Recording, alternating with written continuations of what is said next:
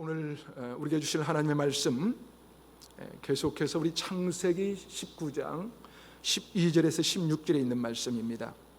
창세기 19장 12절에서 16절에 있는 말씀, 저와 여러분이 한 절씩 교독하도록 하겠습니다. 그 사람들이 롯에게 이르되 이 외에 내게 속한 자가 또 있느냐? 내 사이나 자녀나 성중에 내게 속한 자들을 다 성 밖으로 이끌어내라. 그들에 대한 부르짖음이 여호와 앞에 크므로 여호와께서 이곳을 멸하시려고 우리를 보내셨나니 우리가 멸하리라.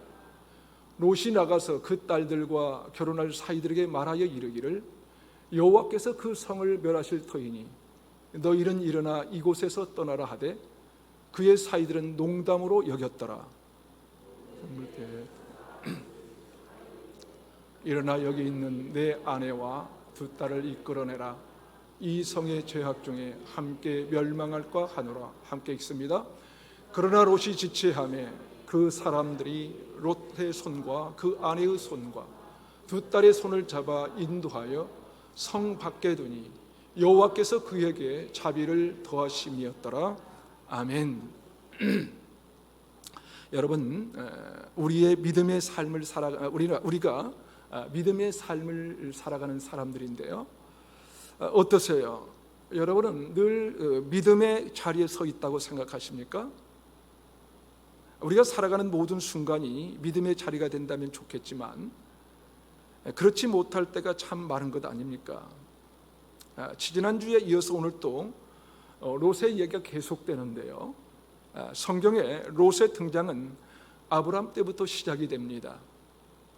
아브라함이 하란을 떠나서 하나님께서 약속해 주신 그 땅으로 들어올 때 롯도 그곳에 함께 있었다고 성경은 기록하고 있습니다. 롯은 바로 그때부터 등장한 인물이죠. 본격적으로 롯의 이야기가 기록된 것은 창세기 13장입니다. 롯의 가축과 아브라함의 가축이 너무 많아지면서 동거할 수 없게 되자 각자의 땅을 선택해서 떠나기로 했습니다.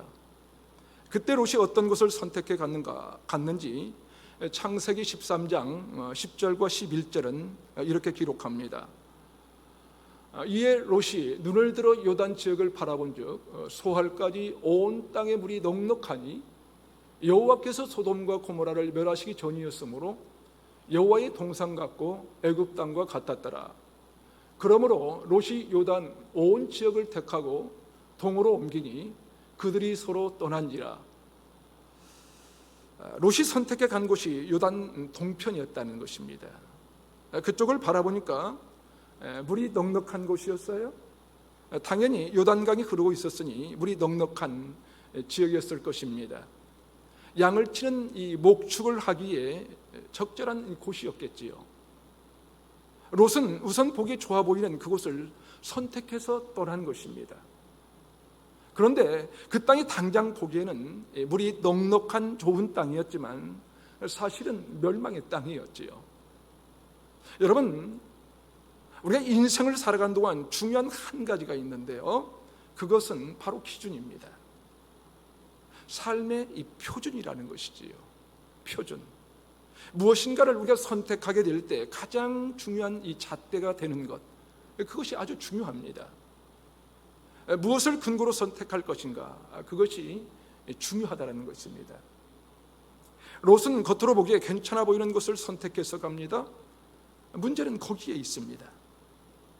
우리 평가의 기준, 이 선택의 기준이 만약 외적인 이 화려함에 있다면, 외적으로 번듯한 것에 있다면 위험할 수 있다는 것입니다. 그런데 여러분, 우리는 언제나 그렇게 선택하지 않습니까? 겉으로 보기에 괜찮으면 괜찮다고 생각하는 거예요. 과일 하나, 채소 하나를 사더라도 우선 겉보기에 때깔이 좋은 것을 고르지 않습니까? 그 집안이 괜찮다고 말할 때 여러분은 무엇을 보고 괜찮다고 말하나요? 무엇을 보고? 재산이 좀 있는 것 같아 괜찮다고 말하는 건가요? 아니면 대기업에 다니는 것을 보니 괜찮아 보이는 것은 아닌가요? 대개 우리는 그런 평가 기준을 가지고 선택을 합니다. 그것이 괜찮아 보여서죠. 그런데 여러분, 의외로 겉이 화려하다 해서 언제나 이 속까지 아름다운 것만 아니라는 것을 경험해 보신 적이 있습니까, 여러분? 겉이 멀쩡하다 그래서 속까지 괜찮을 것이라고 생각했다가 그렇지 않는 경우를 경험해 보신 적이 있지 않나요? 겉이 멀쩡해 보이는데 잘라보니까 속이 썩어 있는 경우가 있더라고요. 여러분, 믿음의 자리는요, 겉이 아니라 그 속을 볼 수 있는 능력을 기를 때만 선택되는 이 자리입니다. 그래서 아무도 속을 볼 수는 없지만 겉보다는 속을 보려고 몸부림치고 있는 이 믿음의 사람의 이 삶입니다. 믿음의 그 사람의 삶인 거예요. 외적인 화려함에 속지 않도록 믿음의 눈을 기르는 거예요. 믿음의 눈. 그 사람이 겉으로 보기에는 참 괜찮아 보여도 속까지 괜찮을지는 고민해 보는 것입니다. 그 집안이 참 괜찮은 집안 같다고 생각될 때 그 집안의 영적인 가치가 무엇인지, 영적인 가치, 삶에서 정말 가치를 두고 있는 것이 무엇인지를 살펴보는 것이 매우 중요합니다.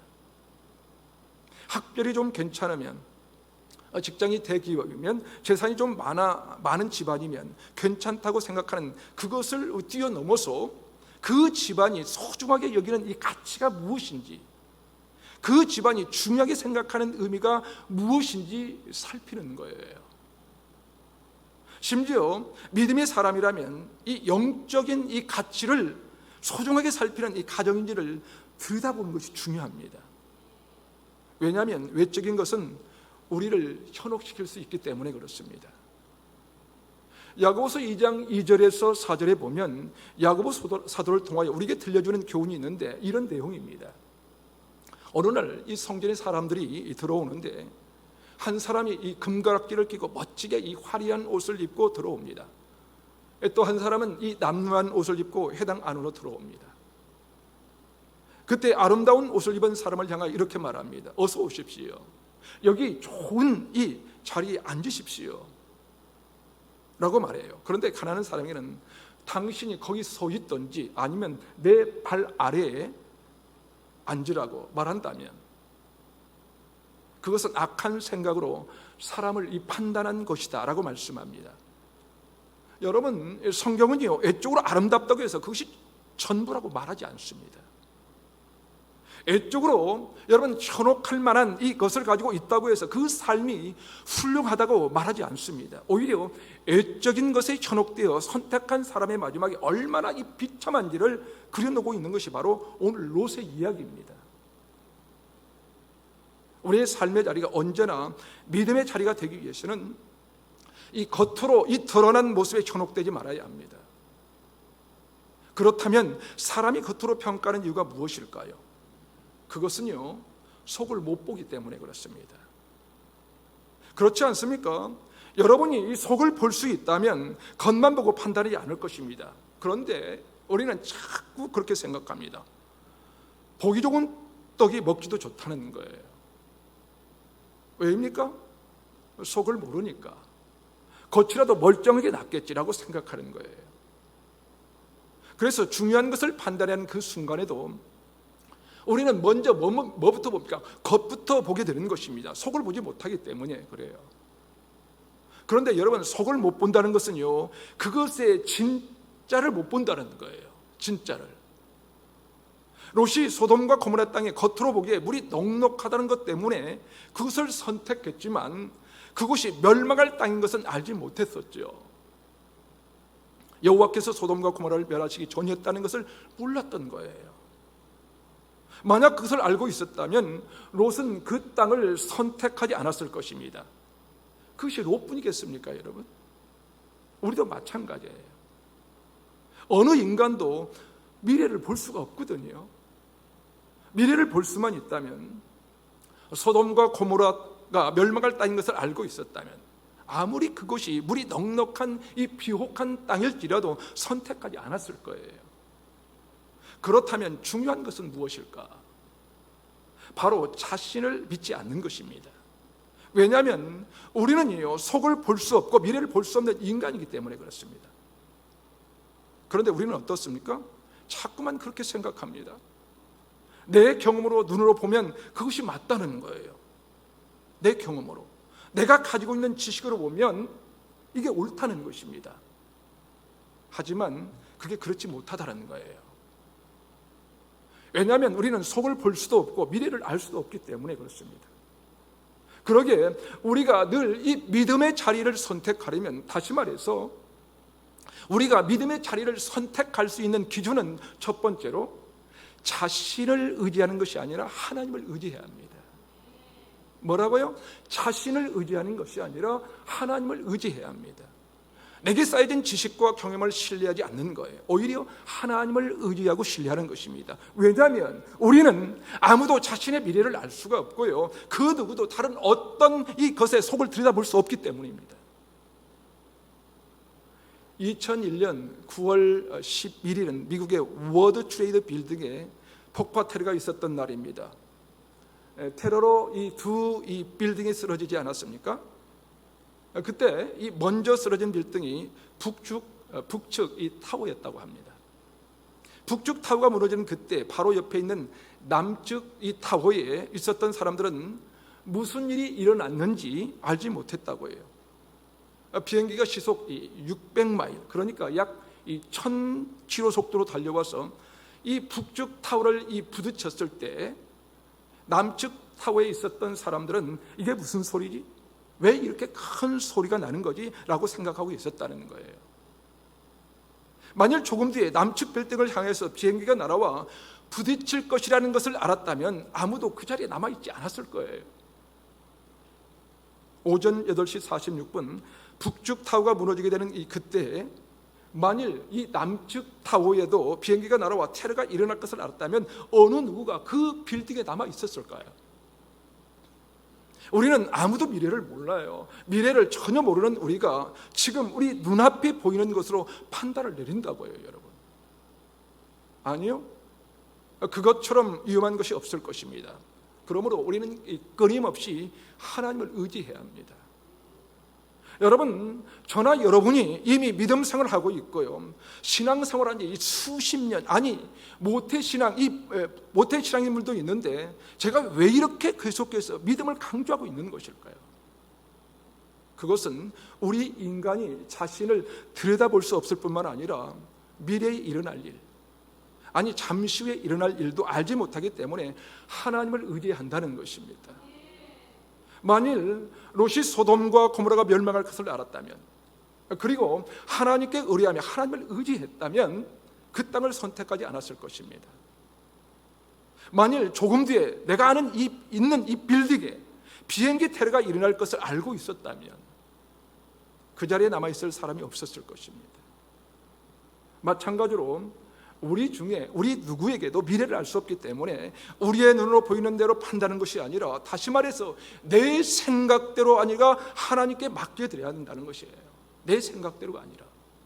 그래서 시편이나 이사야서의 말씀에 의하면 끊임없이 우리를 도울 힘이 없는 인생을 의지하지 말라고 말씀하고 있습니다. 도울 수 있을 것 같지만 도울 수 없는 인생이라는 거예요. 인생은 도울 수 없다는 거예요. 도울 힘이 있는 것 같지만 도울 힘이 없는 인생을 의지하지 말라고 말씀하고 있습니다. 의지하지 말라. 시편 146편 4절은 이렇게 말씀하고 있습니다.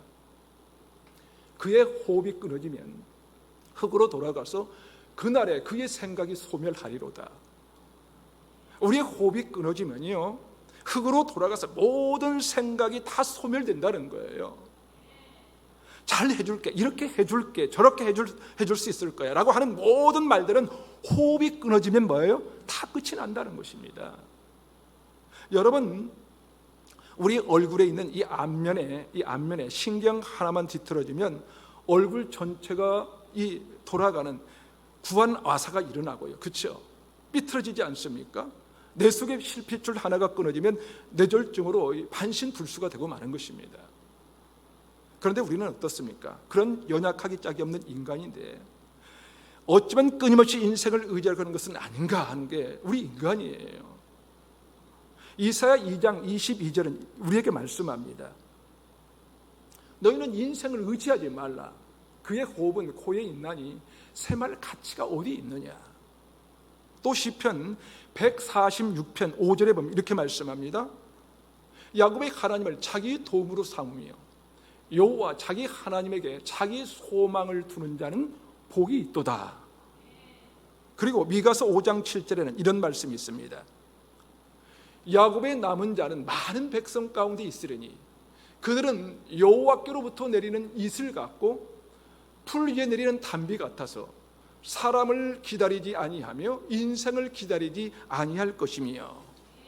여러분, 하나님께 은혜를 받고 살아남아 있을 사람은 누군가 하면요, 여러분, 이 사람을 기다리지 않고 인생을 기다리지 않는 사람, 그 사람만이 이슬과 같은 인생, 풀 위에 내리는 단비 같은 인생을 살게 된다는 것입니다. 여러분, 여기 중요한 교훈이 있어요. 이슬은요, 우리가 활동할 때 주어지는 것이 아니에요. 그렇죠? 우리가 활동할 때 주어진 것이 아닙니다. 우리가 잠들어 있는 동안 주어지는 것이 바로 이슬입니다. 여러분이 아무런 땀을 흘리지 않고 있는 그 순간에 내리는 것이 바로 이슬입니다. 그것으로 식물들이 산다는 거예요. 우리가 땀을 흘려서 사는 것만은 아니라는 것이죠. 여러분이 수고한 것만으로는 돈을 벌어들이는 것이 아니라는 거예요. 여러분, 밤사이에 이슬같이 내리는 하나님의 은혜가 있어야 한다는 것입니다. 그리고 물을 주는 것만으로 사는 것이 아니고요, 하늘로 내려오는 비를 맞아야 잘 사는 것입니다. 제가 이 작은 텃밭을 지금 하고 있잖아요. 작은 텃밭에 이 상추를 좀 늦게 심었는데요, 자, 며칠 전에 비가 한바탕 쏟아지니까 텃밭에 심어놓은 이 상추가 색깔이 더욱 선명해지더라고요. 선명해지면서 싱그럽게 살아나고 있더라고요. 제가 물을 줄 때는 흠뻑 준 것 같은데요, 다음 날 보면 바짝 말라 있어요. 바짝. 그런데 하늘에서 비가 한번 내려주니까 물을 주는 것과는 이 비교할 수 없이 생기가 있는 것을 볼 수가 있습니다. 물을 주는 것과 이 비를 맞는 것이 그렇게 다르더라고요. 여러분, 믿음의 자리는요, 믿음의 자리, 이 밤새 이슬을 내리시고 이 단비를 내리시는 이 하나님을 전적으로 의지할 때 그 자리가 바로 믿음의 자리가 되는 것입니다. 내 생각과 경험을 의지할 때는요, 그리고 사람을 의지할 때는요, 여러분, 그것이 절대로 멋진 미래를 보장해 줄 수 없어요. 그런데 오늘 성경의 롯은 한치 앞을 볼 수가 없었습니다.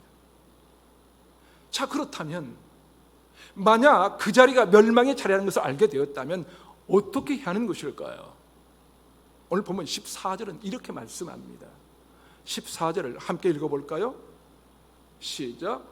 롯이 나가서 그 딸들과 결혼할 사이들에게 말하여 이르기를 여호와께서 이 성을 멸하실 터이니 너희는 일어나 이곳에서 떠나라 하되 그의 사이들은 농담으로 여겼더라. 만일 우리가 처음 선택이 잘못됐다고 해도 그 선택이 잘못됐다는 것을 알게 되었을 때는 빨리 떠나야 됩니다. 빨리 떠나야 돼요. 고민하지 말고 떠나야 됩니다. 그런데 우리는 자꾸 지체합니다. 머뭇거립니다. 왜요? 미련이 많거든요. 미련이 많아요. 속히 떠나야 할 것을 알지만 에이, 설마 그럴까? 설마 그러겠어? 하나님께서 멸하실 것이라고 말했지만 그 말씀에 여러분 권위를 두지 않으면 에이, 설마 그럴까? 생각하는 거예요. 그러나 만약 하나님이 말씀하셨다면, 하나님께서 그 자리가 멸망할 자리라고 말씀하셨다면 망설이지 말고 빨리 떠나야 됩니다. 빨리. 오늘 성경에 롯과 그 가족들은 어떻게 했습니까? 하나님께서 멸하실 것을 말씀하시고 떠나라고 했지만 사이들은 농담으로 여겼어요. 롯은 자꾸 지체하려고 합니다. 16절에 롯이 지체하매라고 성경은 기록하고 있는 것입니다. 여러분, 멸망의 자리인 줄 알면 빨리 떠나야 돼요. 빨리 떠나십시오. 고민하지 말고 떠나야 돼요. 떠나십시오. 미련 갖지 말고 떠나야 됩니다. 돌아볼 것도 없이 떠나야 됩니다. 돌아보면 여러분 소금기둥이 되는 거예요. 소금기둥이. 무조건 떠나면 사는 거예요. 떠나십시오. 그러나 만일 머뭇거리면요, 그때부터 속히 멸망에 이르게 될 것입니다. 여러분, 사람은 참 이상하죠. 알지만 잘 못하는 거예요. 잘 못해요. 몰라서 못하는 것은 물론이고요, 아는데도 못할 때가 있는 거예요. 참 많습니다. 여러분은 안 것인가요? 알아도 못하는 것 없습니까? 오늘 본문의 롯은 그곳이 멸망한 곳일 줄 알면서도 못 떠납니다. 못 떠나고 있어요. 왜일까요? 하나님의 말씀을 안 믿었기 때문에 그래요. 하나님의 말씀을. 존스 홉킨스 대병원 그 원장이었던 에드워드 밀러라는 의사가 변할 것인가, 죽을 것인가라는 글을 썼는데요. 그는 그 글에서 이런 얘기를 했습니다. 당신의 생각과 행동 면에서 대단히 어렵고 지속적인 변화를 모색해야 하며, 혹은 그렇게 하지 않으면 당신 인생이 곧 끝나게 될 것이란 말을 어떤 권위자가 했다면 여러분 어떻게 하시겠습니까?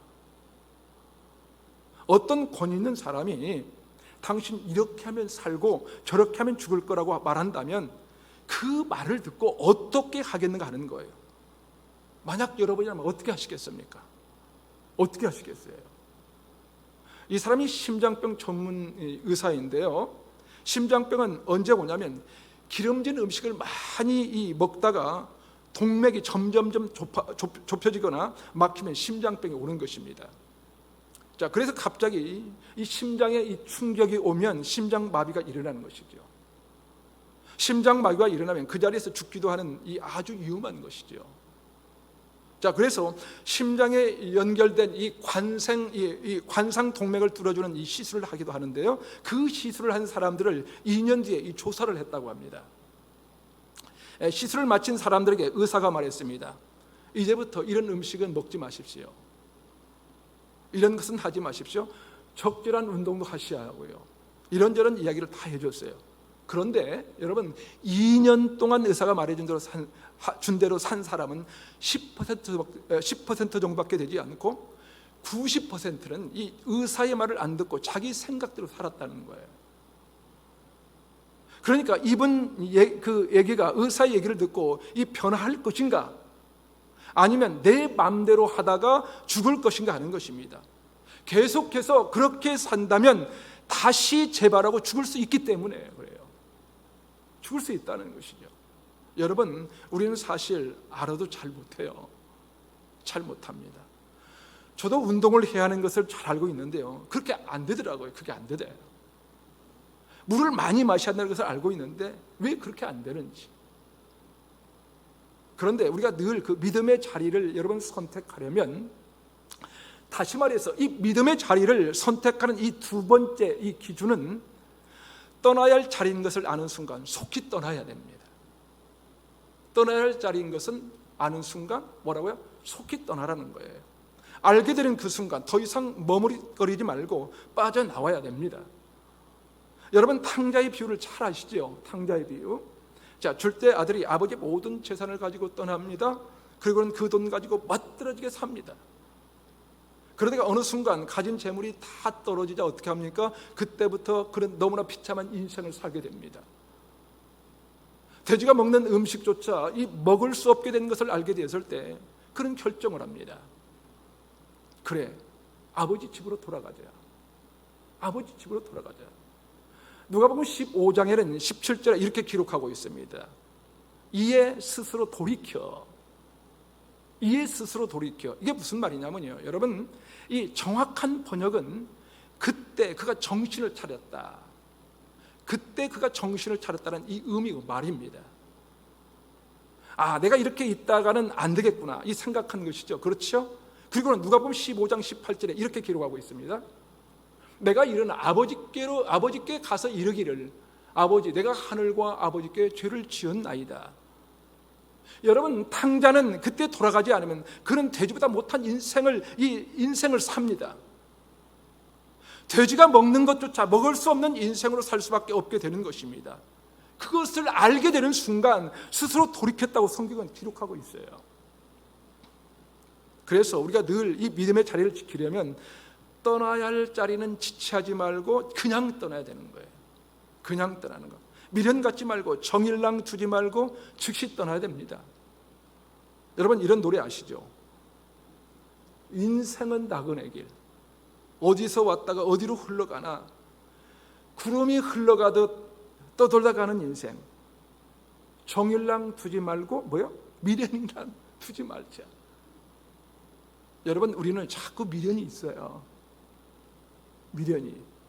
떠나야 사는데 머물러 있으면 죽는 자리인데 자꾸 머무르려고 합니다.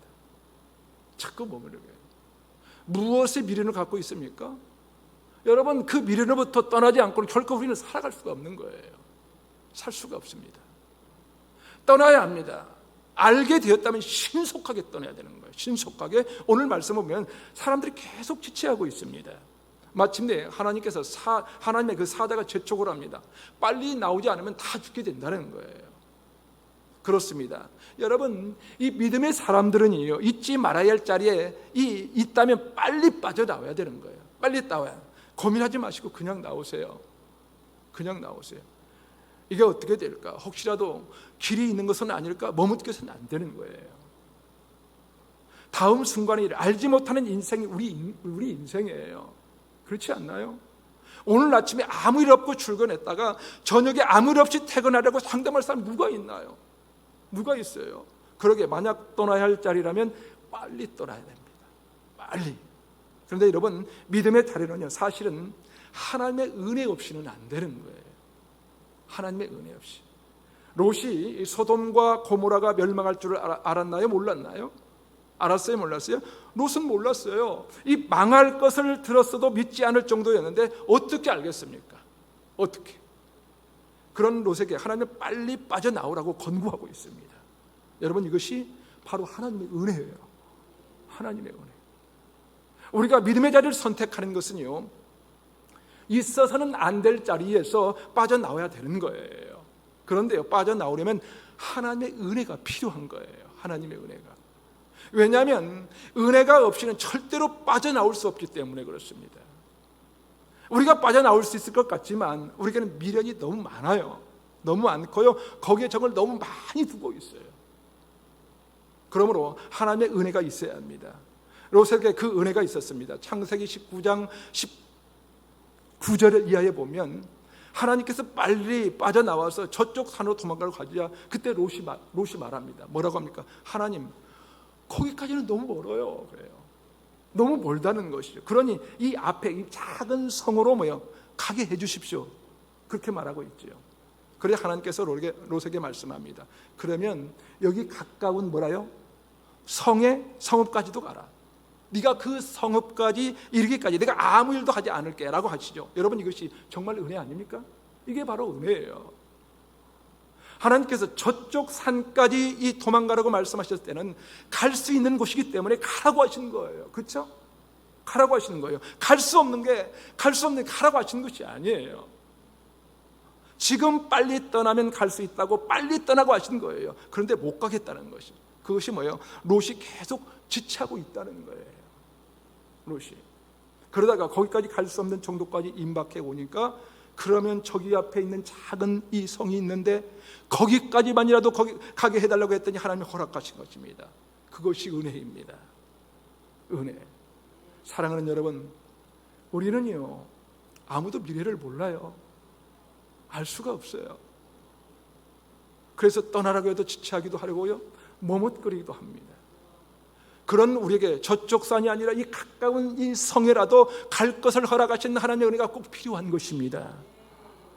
엊그제 이 전북 부안군에서 진도 4.8의 이 지진이 발생했는데요, 이 창고의 이 벽체가 갈라지고요, 주택 그 유리창과 타일이 깨졌다고 하죠.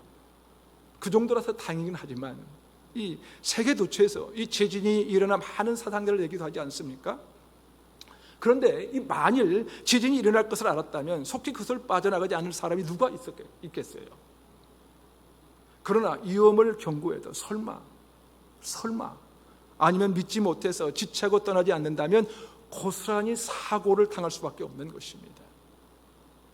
여러분, 우리는 늘 믿음의 자리를 선택해야 됩니다. 믿음의 자리. 그리고 우리가 빠져나갈 자리는 빨리 빠져나와야 돼요. 빨리 빠져나와요. 그것이 살 길이기 때문입니다. 멸망에서 구원받을 수 있는 길이에요. 그게 바로 미련을 갖거나 되돌아보지 말아야 됩니다. 되돌아보는 순간 뭡니까? 롯의 아내처럼 소금 기둥이 되고 말 거예요.